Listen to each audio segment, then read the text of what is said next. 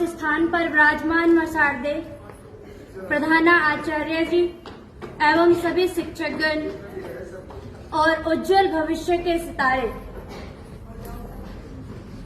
आप सभी के समक्ष आज बाल दिवस पर कुछ प्रस्तुति करने जा रही हूँ।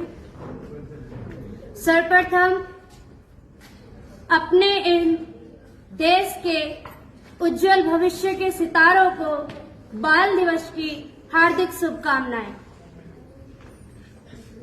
आज 14 नवंबर को जवाहरलाल नेहरू, जो आपके देश के प्रथम प्रधानमंत्री थे, उनकी जयंती के दिन पर बाल दिवस को मनाया जाता है, जिसका उद्देश्य ये होता है कि जो बाल दिवस है, आज के दिन बच्चों को उनके अधिकार, उनके जो फंडामेंटल राइट्स है, उनके विषय में पता लगे, जानकारी प्राप्त हो और वे अपने उद्देश्य को अच्छी प्रकार से समझ सके, अपने देश की सेवा के लिए खुद को तैयार कर सके। पंडित जवाहरलाल नेहरू को सब सामान्य तौर से बस इतना जानते हैं कि वे बच्चों को प्रेम करते थे। इसी तरीके से आपके डॉक्टर राजेंद्र प्रसाद थे और डॉक्टर एपीजे अब्दुल कलाम। ये जितने भी बड़े बड़े प्रधानमंत्री या किसी अच्छी पोस्ट पर रहने वाले जो उच्च पद पर नेता या फिर कोई अधिकारी होते हैं, इनका बच्चों से जुड़ाव कोई सामान्य नहीं होता, क्योंकि बच्चे ही देश के भविष्य की नींव है। यदि बच्चों को उनके देश के विषय में उनको समझाया जाएगा, अपनी मातृभूमि के यदि वे देशभक्त बन जाएं, तो सब कुछ संभव है। इसीलिए बच्चों से जुड़ना प्रारंभिक काल था। ये प्रथम चरण है जिसमें बच्चों को उनका जो अधिकार है उन्हें समझ आते हैं और उनके उद्देश्य उन्हें समझाए जाते हैं।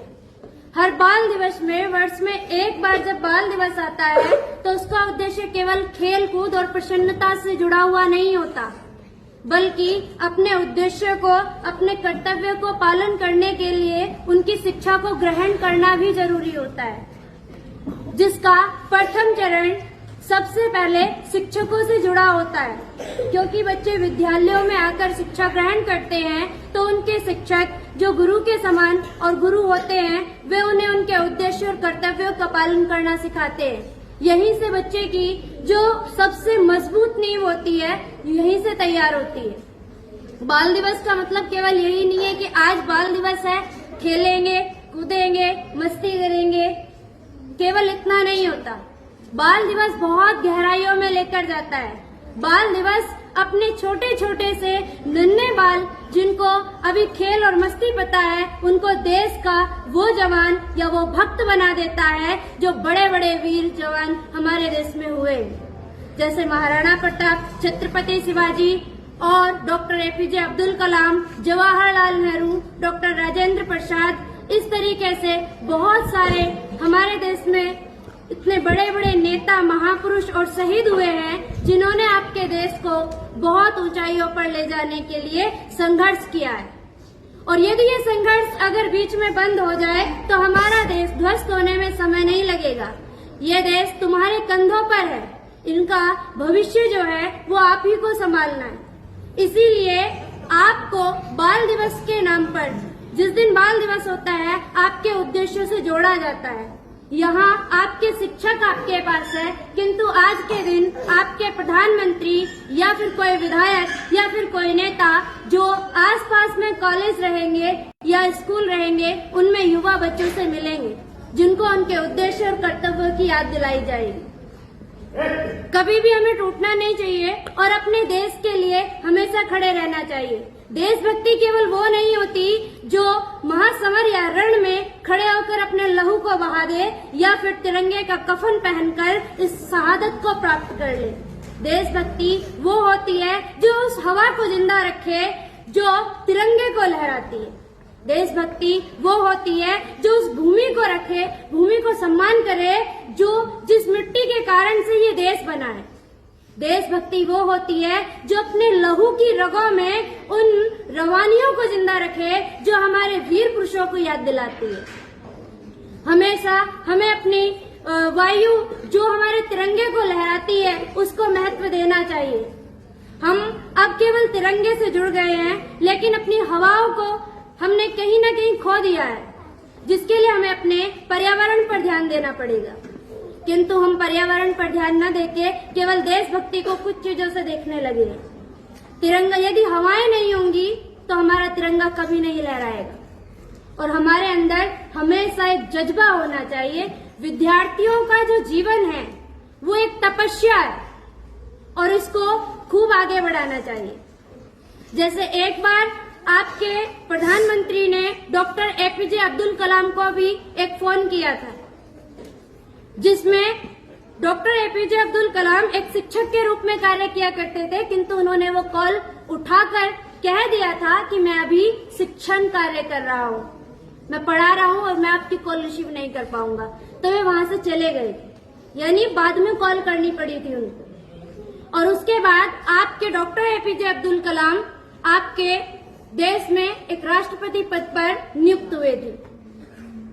वहीं से ये एक बार वैज्ञानिक बने और वहां जब विदेश से पढ़ाई करके आए थे तो वहां विदेशों में एक होता है कि जब किसी देश से दूसरा व्यक्ति वहां जाकर साइंटिस्ट बनता है तो अगर वो बेहतर कार्य करता है तो उसको वहां की नागरिकता दे दी जाती है।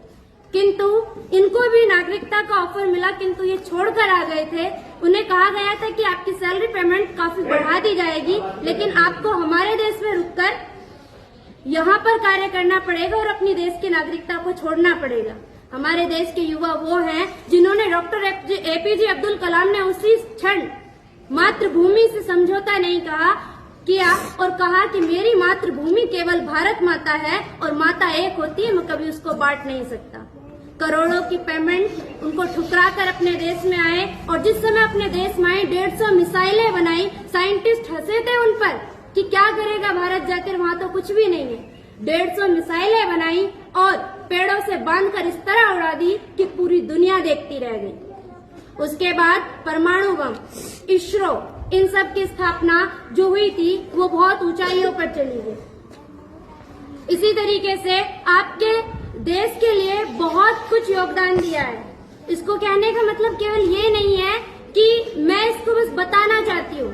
आज तुम्हारा वो कर्तव्य तुम्हें याद दिलाना चाहती हूँ जो अभी आप छोटे हैं, लेकिन आज से ही अगर आपके अंदर देशभक्ति के बीज न बोए गए तो आने वाले समय में आपका देश आपके कंधों पर नहीं टिक पाएगा। जिसके लिए देश को याद रखना, देश के कर्तव्यों को निभाना बहुत बड़ी जिम्मेदारी है, उनको आपको समझना चाहिए। बाल दिवस पर ये बहुत महत्वपूर्ण सूचना या बहुत महत्वपूर्ण उद्देश्य रहा है आपको ये बताने का। जैसे हमारे कई बार जो हमारे वीर पुरुष हैं उनके लिए जैसे अगर कहा जाए तो कहा जाता है कि जो हमारे जितने भी वीर पुरुष हैं ये जब रण में जाया करते थे तो हमें लगता है कि वो कितना अच्छा रहा होगा, लेकिन ये सुनने से अच्छा लगता है।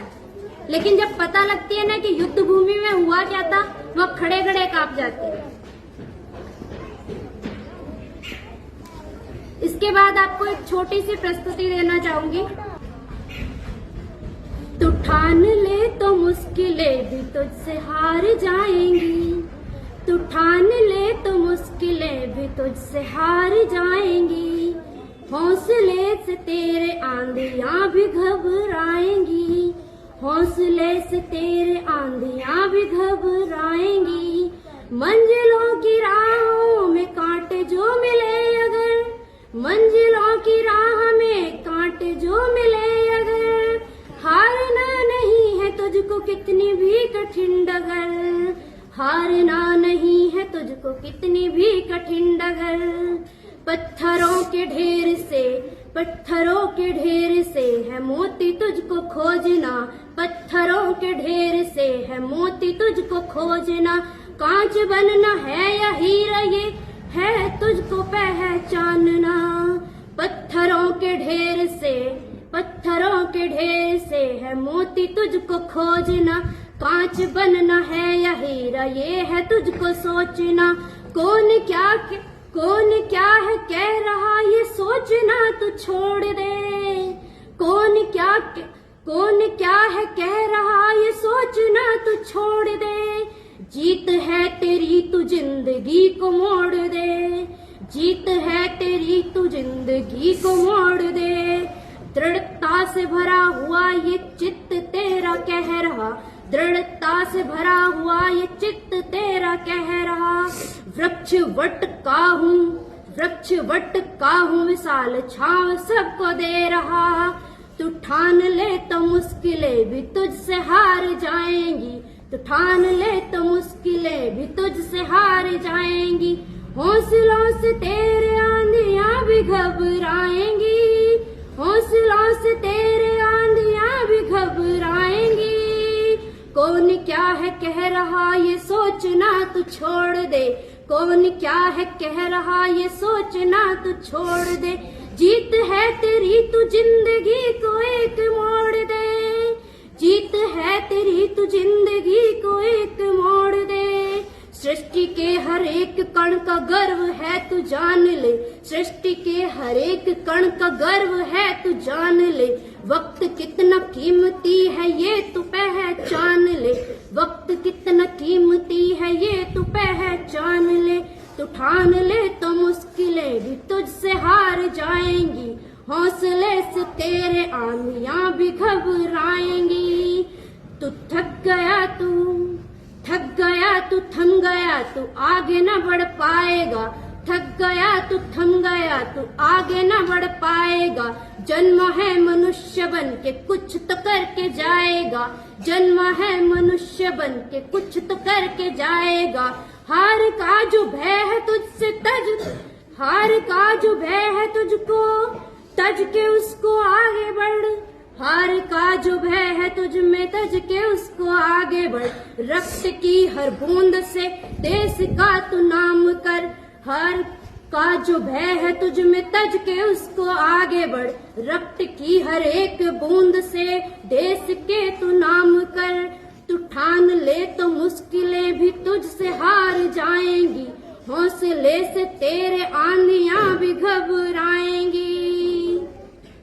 सिंह की सी गर्जना की तुम में हुंकार हो, सिंह की सी गर्जना की तुम में हुंकार हो। खाक कर दे पापियों का ऐसी तुझ में आग हो, खाक कर दे पापियों का ऐसी तुझ में आग हो बादलों पे पांव भी तो मन रहे जमीन पर, हो बादलों पे पांव तो मन रहे जमीन पर। छाव ना पड़े अहम की तेरी पाक सोच हो, छाव ना पड़े अहम की तेरी पाक सोच हो।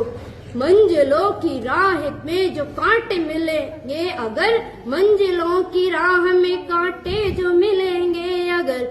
हारना नहीं है तुझको कितनी भी कठिन डगर, आस्था हो कर्म में तो लक्ष्य तू पा जाएगा, आस्था हो कर्म में तो लक्ष्य तू पा जाएगा। यत्न कर सफलता का परचम तू लहराएगा, यत्न कर सफलता का परचम तू लहराएगा। धन्यवाद।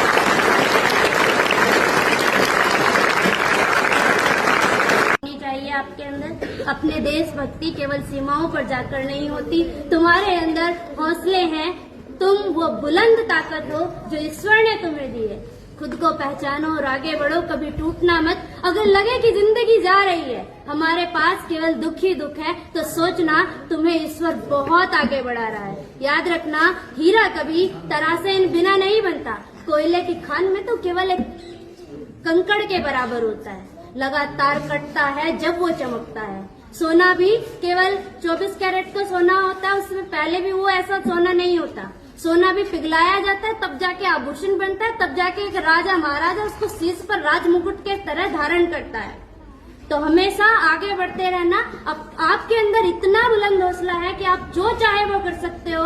जैसी चीजों के आप टच में रहोगे, जो आप सोचोगे, जैसी चीजें आपके आसपास रहेंगी, जैसा आप अपने दिमाग में चलाओगे, आप वैसे ही बन जाओगे। धन्यवाद। जय हिंद, जय भारत।